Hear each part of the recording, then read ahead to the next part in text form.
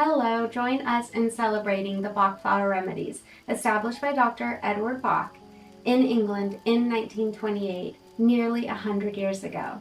Dr. Bach believed that emotional balance and happiness with who we are lead to health, healing, and wellness.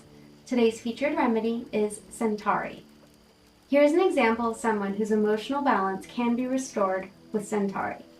Charles is kind and gentle and never says no when his friends or families need an extra hand. It has gone so far that he spends all his weekends and evenings helping and doing things for them. Despite being busy and tired, he will not say no, but rather leave his own needs for another time.